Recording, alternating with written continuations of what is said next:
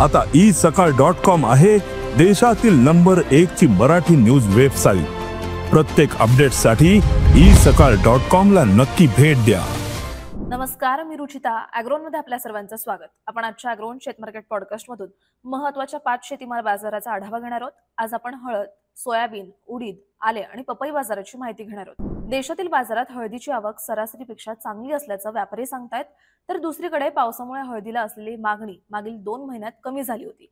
त्याचा दबाव दरावर आलाय। हळदीचे भाव मागील 2 महिन्यांपासून 10,000 ते 13,000च्या दरम्यान आहेत।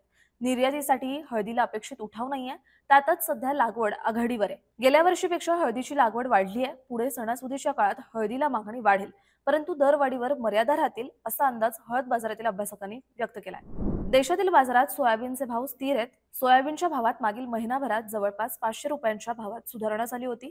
मात्र मागील आठवडाभरात सोयाबीनचे भाव पुन्हा 100 ते 200 रुपयांनी कमी झाले।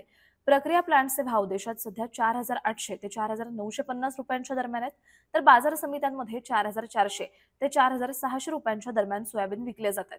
सध्या बाजारातील सोयाबीनची आवक कमीच आहे, मात्र नाफेड आणि एनसीसीएफच्या विक्री दरानुसार बाजारावर परिणाम दिसून येतोय। सोयाबीनच्या भावात काहीसे चढ उतार राहतील असा अंदाज सोयाबीन बाजारातील अभ्यासकांनी व्यक्त केलाय। देशातील बाजारात उडदाची आवक कमीच आहे, मात्र तरीही उडदाचे भाव दबावत आहेत। उडदाला सरासरी 6,500 ते 7,000चा भाव मिळतोय।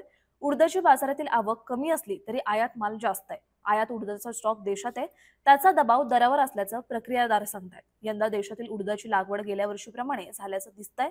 तसंच देशातील अनेक भागात पिकाची स्थितीही चांगली आहे, त्यामुळे यंदा उत्पादन वाढीची शक्यता व्यक्त केली जाते। नवा उडीद पुढील काही आठवड्यांमध्ये बाजारात येईल, त्यामुळे दरावर दबाव राहू शकतो असा अंदाज उडीद बाजारातील अभ्यासक व्यक्त करतात। आले पिकाच्या दरातील घसरणीमुळे शेतकऱ्यांची चिंता वाढली होती, मात्र मागील 8 ते 10 दिवसांपासून दरात सुधारणा होतीये। आल्याच्या भावात मागील महिन्याच्या तुलनेत 100 ते 300 रुपयांपर्यंत सुधारणा झाली आहे। सध्या प्रति क्विंटल 2,500 ते 3,500 रुपयांपर्यंत दर मिळतात। पावसामुळे आले पीक काढता येत नसल्याने तुटवडा भासत असल्याने दरात सुधारणा झाल्याचं व्यापारी सांगतात। दर सुधारणेमुळे पुन्हा एकदा आल्याची आवक सुधारतीये। आल्याला बाजारात मागणी आहे, मात्र अवकेचा दबाव मागील 2 महिने आल्याच्या भावावर दिसून आला।